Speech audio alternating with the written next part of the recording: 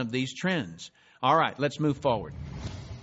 Number 4 is leverage. I'm going to spend some time on this one because we're not really taught this in our society.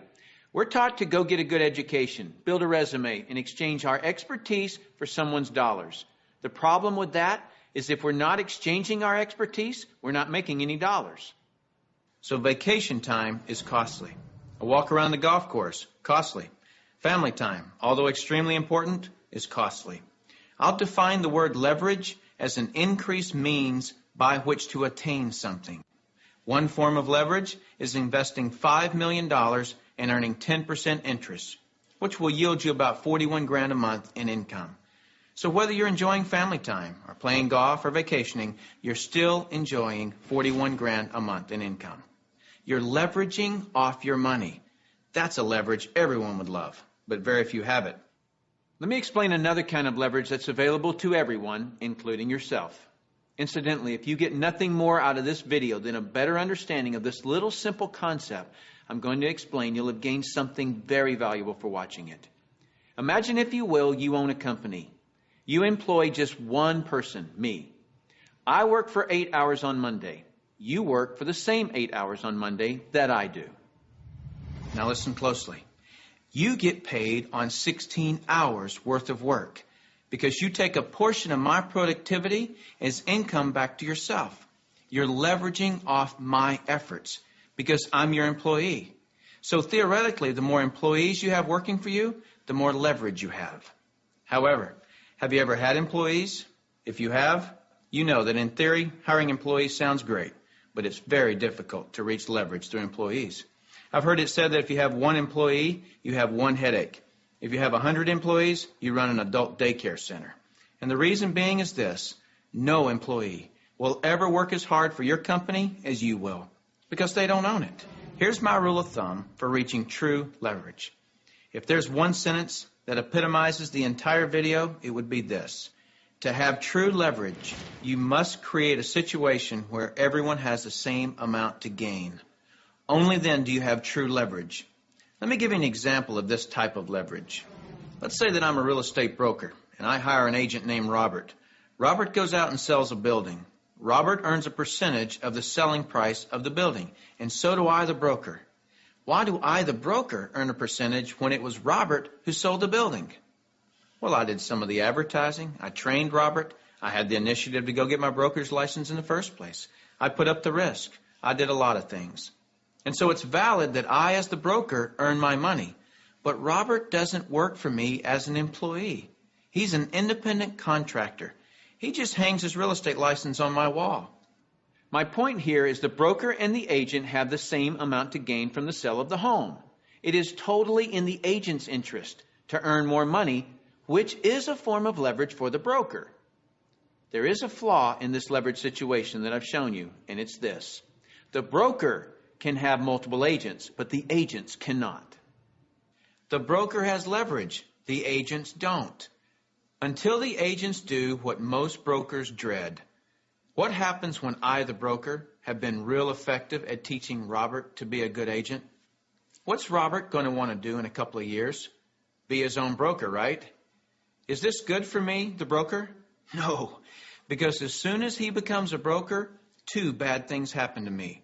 Number 1, he breaks away from me and I lose him as an income source. And 2, worse than that, he's now my competitor that I trained.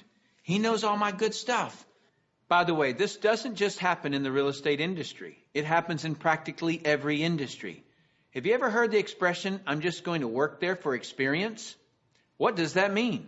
It means I'm going to strip them of their knowledge and then go do it myself. If you're a business owner, how many people have you trained who are no longer working for you? How many people have you trained to be your competitors? Well, this gets worse. Let's say that Robert is now a broker right down the street. What will he do now that he's a broker? He'll go out and hire his own agents. And let's say one of those agents is Linda. Linda also eventually wants to be a broker. So she becomes a competitor to me that I indirectly trained, as well as Robert, who I directly trained. And this continues on and on. I actually created a chain of competitors that I trained. What if we did a whole paradigm shift? Here's where this becomes brilliant. Let's say instead I'm going to empower Robert to become a broker. I want him to become a broker from day one. See, the only way that you or I can retain a leader is provide him or her with the same opportunity for growth that we have. Hence, an opportunity where everyone has the same amount to gain. So from day one, I'm going to encourage Robert to be a broker. And when he does, he doesn't break away from me and become my competitor. He shifts from agent to broker, which now allows him to sponsor his own agents. Now, to create an incentive for me, the broker, to always help Robert and his agents, I'm still going to earn a percentage of what he and his agents sell. And shouldn't I? I trained him. I put up the risk and all those reasons I mentioned earlier. Now, the percentage I earn from Robert and his organization should be a lot smaller than when he was an agent, but I should still earn a percentage. That's my incentive to keep working with them. Now, some people look at this and say, gosh, isn't that one of those pyramids? And what's the perception of a pyramid? People at the top making all the money and the people down below do all the work, right? Isn't that the perception of a pyramid? Let me explain why this is not a pyramid and why people at the top don't necessarily make all the money. Let me just make a quick point before I discuss the pyramid issue. It's not the geometric shape that people have a problem with. This geometric shape is probably the shape of your family tree, the shape of our government. To the architect, it's the strongest structure known to man. Every organizational structure in the world is this shape. So the shape isn't the problem. However, that perception, people at the top earn all the money, let me illustrate that for you. Here's a typical corporation. At the top, you have a CEO, which stands for Chief Executive Officer. Does the president earn more money than the CEO? Not normally. How about below the president? Do any of the vice presidents earn more money than the president? No. Let me ask this question, and I want you to really think about it. What would happen if some of the vice presidents of a corporation made more money than the president? Really, what would happen? Talk about total confusion. This whole process is called delegation. Each level of the corporation earns less income. The reason the president can tell the vice president what to do is because they make more money. So the corporate structure is people at the top making the majority of the money, and the people at the bottom do not. The CEO of any corporation earns off the productivity of, or is leveraged off of, everyone in his or her corporation. Whether that CEO personally hired every employee or someone else in the company hires them. So the CEO, and only the CEO, earns on multiple levels of his or her company. And the model that I'm suggesting as being brilliant is where you, the individual, are given that same opportunity to earn on multiple levels of brokers and agents, just as the CEO of a corporation is. From here on, I'll refer to this form of marketing as network marketing. In network marketing, you, the individual, are given the opportunity to earn off the productivity of the people in your organization, whether you personally sponsor them or someone in your organization sponsors them. Remember that I said to reach true leverage, you must create a situation where everyone has the same amount to gain. Well, that's what I just described. Here's what makes the network marketing structure the absolute fairest structure available. In most network marketing companies, everyone can earn a certain number of levels deep of the organization they build. Everyone in the company can earn that same number of levels deep, like maybe 4 levels deep or 6 levels deep. Let's say we use 4 levels.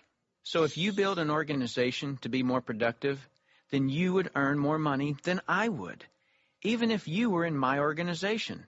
In the example shown, you would earn on 3 levels I couldn't reach, because everyone gets the same number of levels. There are people in my organization right now that earn more money than I do. Do you know what I call that? Fair. Shouldn't it be that way? I mean, take any structure. Shouldn't the most productive person in that structure make the most money? Now I'd like to show you an interview that I did a few years ago with Dr. Charles King, who holds a PhD from Harvard and is a professor of marketing at the University of Illinois at Chicago, who actually teaches network marketing at the university. Dr. King, we're delighted to have you here. I'm pleased to be here, Tim. Dr. King, could you tell us a little of your education and your business background? Tim, I'm a professor of marketing at the University of Illinois at Chicago. I got my bachelor's and master's degrees from the University of Texas in Austin, spent a tour of duty with the Exxon Corporation, and then returned to get my doctorate in business administration from Harvard University. More important to this discussion, over the last 6 years, I've been involved in doing research, teaching, and consulting in network marketing. So coming from such a conservative school, and I know you a little bit, and I know you to be very conservative, what caused you to look at network marketing to begin with? In 1990, we had a major economic recession in the United States. The Midwest and Chicago particularly were very badly hit. As a result, the interviewers stopped coming to campus. We were graduating hundreds of students a semester, and they weren't getting jobs. Our alumni were coming back to us, losing their jobs, looking for help, and we had nothing to offer them. Now, I started looking, because of my background in business consulting, at alternative career paths. I went out and I looked at starting your own business, at home-based businesses. I looked at franchising. I looked at direct selling. And in the direct selling arena, I backed into network marketing. Now, I was very cynical, skeptical. Tim, I was negative about network marketing. They don't teach network marketing at the Harvard Business School, and I didn't know much about it. The end result was one of my students who was on the team asked me, "Why are you so negative about network marketing?" I looked at that young man and I said, "Son, I know enough to know I don't want to know any more." That student looked at me and he said, "Professor, if I gave you that answer to that question with no more information than you have, you would give me an F." I turned to him and I said, "Son, you're absolutely right. I have no basis for that conclusion. You just made an A." As a result, we went to the library, we went to meetings, and for the next 6 months, we did due diligence on the network marketing industry. I visited the top companies. I talked to network marketing leaders. I became an evangelist. In 1990-91, we started teaching network marketing in the marketing curriculum at the university. Suppose you run across the super skeptic. What advice do you have for them? Tim, I would recommend they do precisely what I did. I was a super skeptic. I did my due diligence. I investigated the industry, and I drew my own conclusions. I strongly recommend that you do your due diligence and then begin to define precisely what role you want to play in the network marketing industry. Set realistic expectations. If there's a single cause for failure in this industry, it's the get-rich-quick syndrome, thinking that you can come into the industry and make enormous sums of money with no work. I argue, by contrast, that if you set realistic expectations, you develop a plan of action to guide your business development, you can be successful. And that's coming from a Harvard Business School graduate who was a true skeptic, but through due diligence, he learned the truth. Warren Buffett owns a network marketing company. If you don't know who he is, he's typically listed in the top 5 richest people in the world. He created his wealth by investing in and buying the highest quality companies. Why do you think Microsoft or AT&T, Gillette, Colgate, Citibank, IBM, Toyota, Xerox, Texas Instruments, General Motors, General Electric, AOL, Oracle, Sun Microsystems, Coca-Cola, and many others distribute some or all of their products and services through network marketing? They use this method to distribute products because network marketing is a very efficient model to distribute products and services. These large corporations are firm testimony to the industry's success and credibility. This confirms what Professor King was saying about that the industry has come of age and is now a true profession. The reason so many people are coming into network marketing is because people want control of their life. They want a quality of life, and network marketing truly offers that. I hear people all the time complaining that they are too busy or don't have enough time. People act as though time owns them instead of them owning time. Have you ever noticed that there are people who, with 24 hours, earn $10,000 a year, and there are people in the same 24 hours who earn $10 million a year? Let me explain the difference. I've heard people say this phrase: "It's easier to just do it myself than try to get other people to do it." Whenever I hear that phrase, I know that person just nailed their feet to the floor. All they can do is expend their time, not invest their time. Here's a secret. Wealth is hidden from those who must do it all themselves. Wealth exposes itself to those patient enough to train others. When you understand the power of educating and empowering others so that you get more done, you're truly on your way to wealth. Now, with that understanding of the importance of training others so you get more done, look at network marketing, and you'll see why I call it brilliant compensation. In network marketing, what you teach and train others to do is duplicate what you do, which is to find and train others. This is actually multiplying you. That's why I say next to your spiritual growth and your family, there is nothing in the world you can do that will reward you better than investing your time in network marketing. I'd like to cover one last thing in closing, which I feel is one of the most important points for you to fully understand the value of network marketing. Let me illustrate something to you that is so profound. What's the maximum number of hours you could work in a day? 24 hours, right? So if you didn't sleep all day, you could work 24 straight hours. What if you didn't sleep for a whole year? You could actually work 8,760 hours in 1 year. But that's the maximum number of hours you could work in a year. I have 56,000 people in my organization worldwide. Well, let's suppose that all 56,000 people work just 1 hour out of a year. 56,000 people times 1 hour each equals 56,000 hours of work that I'm being paid on. Well, for most people to earn on 56,000 hours of work, they'd have to work for over 6 years, 24 hours a day without sleep to put in the same amount of hours that I could in 1 hour a year. Let me throw in something really ridiculous. Suppose all my 56,000 people worked 1 8-hour day in a year. 56,000 people times 8 hours is 448,000 hours I'm being paid on. Well, it would take most people working over 51 years, 24 hours a day, to do what I could do in 8 hours a year. 8 hours in 1 year versus 51 years working 24 hours a day? Doesn't seem fair, does it?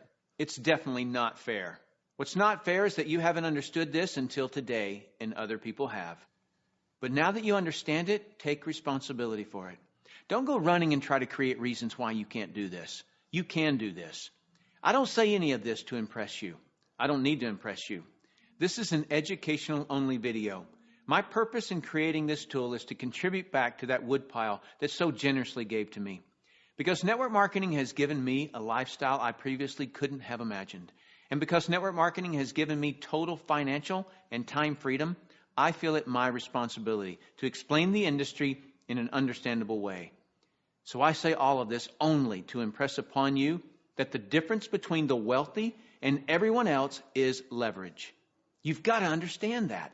And nothing gives you, the individual, leverage in such an ethical way like network marketing can. So go get a pad of paper. Write down what you really want in life. Then call the person who gave you this video and tell them whether you're an A, B, or C. C is see you later. No thanks. That's fine with us because your relationship with the person who gave you this video is more important to us than anything. Or you're a B. A B is I may be. I want to first explore the product. If that's you, then do that. Don't procrastinate. The number one killer of financial success is procrastination.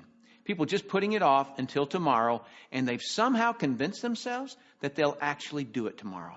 You know what I'm talking about. As soon as I'm done with this project, then I'll have more time. Or as soon as little Jimmy gets back to school, then I can. And they never do. If a person has an excuse, they have all they need to fail. Don't let that be you. Get your product today. Or you're an A, and that means absolutely. No, you don't have all your questions answered, but you see enough to start and begin your training. Very well done to you in your ability to make a decision. If it's late at night and you just watch this, don't be concerned that the person who gave this to you is sleeping right now. They'll be up. And if they're not, wake them up. Tell them, hey, now that I understand this thing, I can't sleep. And if I can't sleep, you're not going to sleep. Believe me, they'll appreciate that call. So call that person and tell them whether you're an A, B, or C. That's it. Join us. You'll be glad you did. Now is the right time, the smart time. Thank you for taking the time to view this video. I hope it's been educational to you. What I really hope is that you'll put this information to good use. Next, you'll see some common questions that you can interact with. I look forward to working with you should our paths cross. I'm Tim Sales.